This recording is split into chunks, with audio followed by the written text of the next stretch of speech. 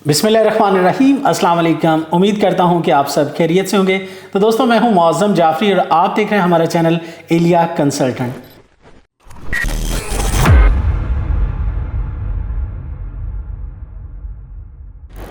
आज की वीडियो में मैं 3-4 मुख्तलिफ चीज़ों को डिस्कस करूंगा।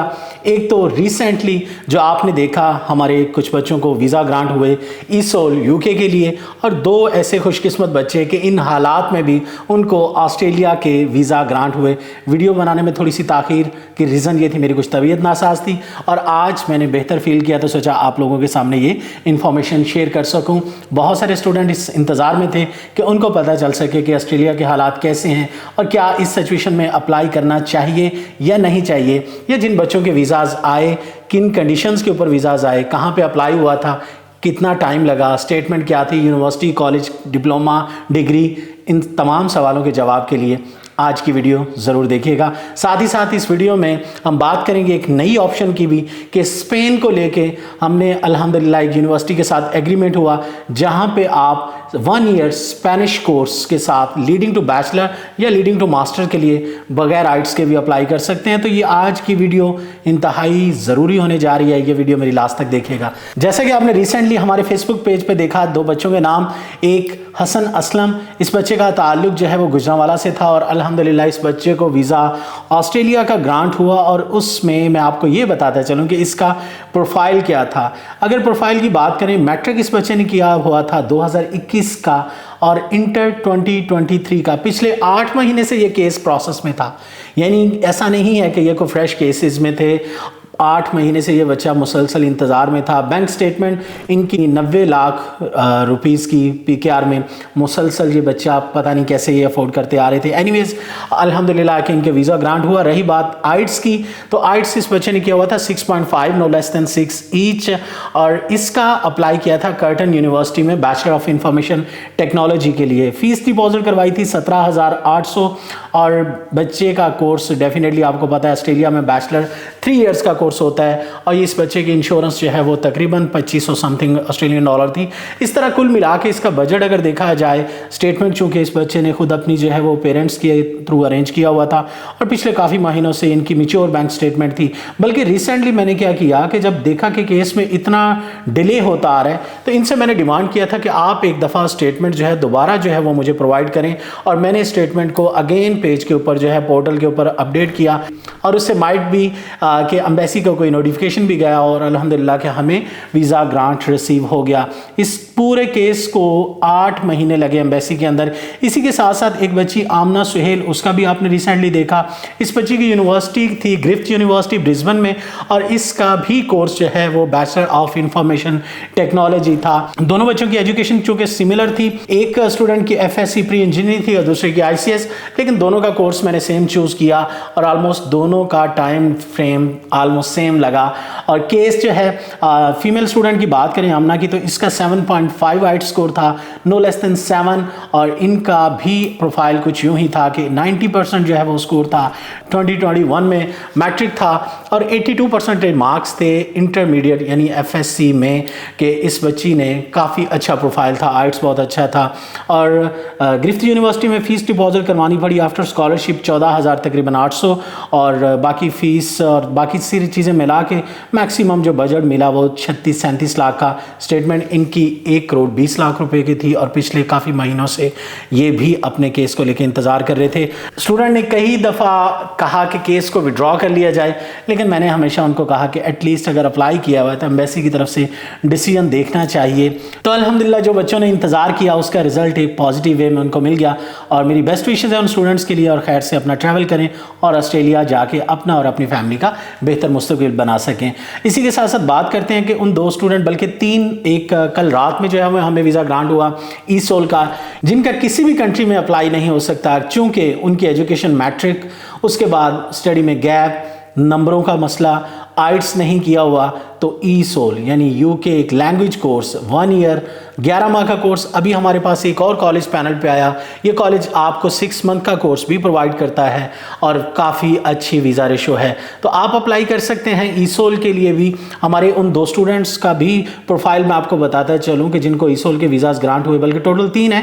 तो रिसेंटली जिस बच्चे का वीज़ा ग्रांट हुआ उसका तो 8 साल का स्टडी में गैप था, और पहले 2 बच्चे थे उनका भी 4-5 साल का स्टडी गैप, और इंटर के बाद अप्लाई किया था। लेकिन रिसेंट जो बच्चा है जिसका वीज़ा कल रात में वसूल हुआ, इसका मैट्रिक एजुकेशन थी और 8 साल का तकरीबन स्टडी में गैप था।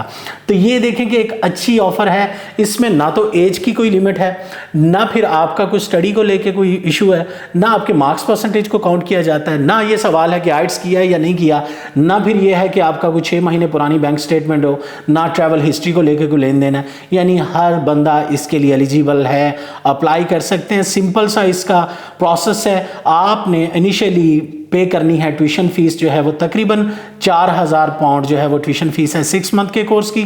अगर आप अप्लाई करते हैं 11 माह के कोर्स के लिए तो उसकी 5500 पाउंड जो है वो आप पे करके अपना वीज़ा जो है वो हासिल कर सकते हैं। देखिए, इन केस अगर आपको वीज़ा ग्रांट नहीं होता, रिजेक्शन आती है, तो वो भी आपके माइंड में होना चाहिए कि अगर किसी बच्चे को इंग्लैंड से रिजेक्शन मिलती है तो उसका लॉस भी डेफिनेटली वो खुद बियर करेगा, जो कि ऑलमोस्ट अगर बैंक स्टेटमेंट आप खुद अरेंज कर रहे हैं तो इसके अलावा आपको तकरीबन 5-5.5 लाख रुपए का लॉस है। तो आप चाहें तो ये लॉस रिस्क ले सकते हैं और अपना बेहतर जो है वो फ्यूचर जो है बनाने के लिए यूके का वीज़ा हासिल कर सकते हैं।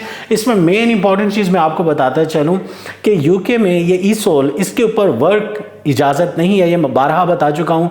आपने वहाँ पे जाके जो काम अगर करना है तो लीगली काम नहीं कर सकते, ना ही कोई आप लीगल मूव कर सकते हैं किसी और कंट्री को लेके।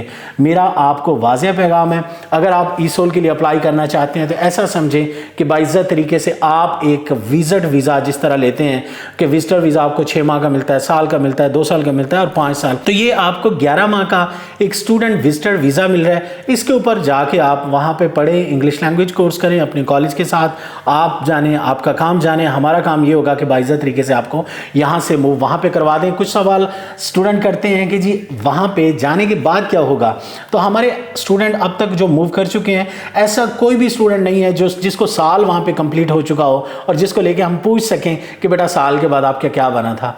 अभी चूँकि यह नया नया काम है ईसोल, पता नहीं नेक्स्ट इनटेक के लिए वीज़ाज जो है इसकी रेशो क्या होती है। फिलहाल वीज़ाज मिल रहे हैं, आप लोग अप्लाई कर सकते हैं और ये बेस्ट ऑफर मैं आप लोगों के लिए लेके आया हूँ। साथ ही साथ बात करते हैं स्पेन के लिए कि स्पेन चाहता तो मैं अलग भी इस पे वीडियो बना सकता था, लेकिन टाइम का आजकल मसरूफियत मेरी ज़्यादा है, तो मैं चाह रहा हूँ आज की वीडियो में ही आपको का सारी इन्फॉर्मेशन जो है वो मिल सके कि अगर आप स्पेन के लिए अप्लाई करना चाहते हैं तो आपको 2 से 3 साल का अगर आपकी स्टडी में गैप है, ये मैं बात कर रहा हूँ बैचलर एंड मास्टर्स प्रोग्राम के लिए, आपका 60% मार्क्स होने चाहिए। आपको वहाँ पे यूनिवर्सिटी 1 ईयर स्पेनिश कोर्स करवाएगी, जिसकी फ़ीस आप ऐसे समझ ले कि 1000 यूरो मोर देन इनफ है। 1000 यूरो में यानी पाकिस्तानी रुपीस में कितना बना, 3 लाख रुपया। आपको साल की फीस जो है इस कोर्स की इतनी सी मिल सकती है। मैक्सिमम अगर हम साथ में अटैच कर लेते हैं अपना बैचलर को या मास्टर्स को, तो फिर आपकी फ़ीस जो है वो 8 से 10,000 यूरोज़ के ऊपर हो सकती है।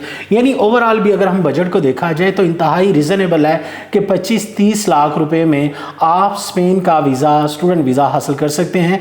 इसमें भी प्रोसेस यूँ ही है कि आइट्स की कोई ज़रूरत नहीं है, स्टडी गैप 2 से 3 साल का हो तो चल जाएगा। मार्क्स परसेंटेज आपके 60% हों, ये मैं अगेन वाज़ा करता चलूँ।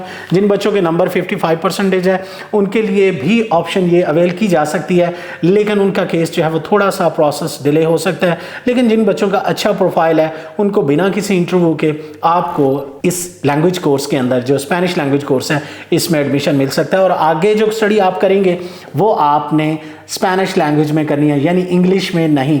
तो ये एक स्पेन जाने का एक बेहतरीन जरिया है, इसके लिए आप अप्लाई कर सकते हैं। डेडलाइन एडमिशन की मैं आपको बताता चलूँ, मैक्सिमम आपके पास अगर आप चाहते हैं कि फेब इनटेक को अवेल किया जाए तो 10 दिन मज़ीद आपके पास हैं। आज डेट है 15 नवंबर, 25 नवंबर तक आप अपनी एप्लीकेशन जो है वो सिक्योर करवा सकते हैं। इस वक्त मौजूद हूँ मैं अपने लाहौर ऑफिस में, MM आलम रोड, लिबर्टी के बिल्कुल नज़दीक हमारा ये ऑफिस MM आलम रोड और मेन ब्लोवर्ड लाहौर, इसके दरमियान में हमारा ऑफिस जो है। लोकेशन आप इजीली आपको मिल सकती है। आप हमारा ऑफिस विजिट कर सकते हैं, हमारी टीम से मुलाकात कर सकते हैं और अपना केस जो है वो प्रोसेस करवा सकते हैं। इस वक्त अच्छा, ऑस्ट्रेलिया को वापस एक दफ़ा मैं डिस्कस करना चाहूँगा कि जिन बच्चों के वीज़ा ग्रांट हुए, आज की वीडियो बनाने का मकसद ये हरगिज़ नहीं है, ऑस्ट्रेलिया को डिस्कस करने का मतलब ये हरगिज़ नहीं है कि आपको मैं कोई मोटिवेशन दे रहा हूँ कि आप ऑस्ट्रेलिया के लिए अप्लाई करें, जी बहुत अच्छे हालात हो गए, ऐसा है वैसा, ऐसा नहीं है। उन बच्चों के केसेस मैंने आपको बताया पिछले 8 महीना से स्टक थे।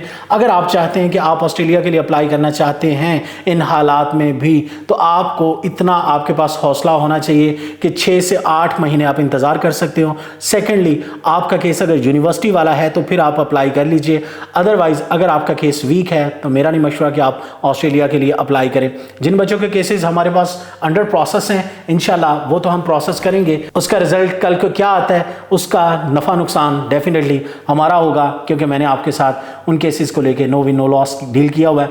मजीद हम ऑस्ट्रेलिया को लेके नो विन नो लॉस नहीं कर रहे, हम ओनली अपनी कंसल्टेंसी लेके आपका ऑस्ट्रेलिया के लिए यूनिवर्सिटी के लिए प्रोसेस करवा रहे हैं। अगर आप अपना केस प्रोसेस करवाना चाहते हैं तो आज ही team Aliya consultant, satellite on वनी के रोड, हाफिजाबाद, हमारा मेन ऑफिस, वहाँ मुझसे मिल सकते हैं, या फिर आप Lahore MM Alam road Aliya consultant Lahore branch पे भी मैं इंशाल्लाह आपके लिए मौजूद हूँ। आने से पहले नीचे दिए गए नंबर्स पे राब्ता ज़रूर करके कंफर्मेशन कर लें मेरी अवेलेबिलिटी कि मैं कहाँ पे मौजूद हूँ। और प्लीज़ अगेन मैं कहूँगा, आने से पहले अपॉइंटमेंट ज़रूर कन्फर्म करें, चाहे वो पेड हो या नॉन पेड हो, लेकिन मुझे एटलीस्ट आपके आने का पहले से अंदाज़ा हो, ताकि मैं आपका टाइम अच्छे से मैनेज कर सकूँ और आपके साथ बैठ के आपके केस को लेके अच्छे से 1 बाय 1 डिस्कस कर सकूं। मेरी कोशिश ये हरगिज़ नहीं होती कि ऑफिस में ऐसे हम सब लोग बैठ के एक साथ में सारे क्लाइंट्स को डील करूं। ऐसा आपके लिए भी आसान नहीं होता और मेरे लिए भी मुश्किल होता है।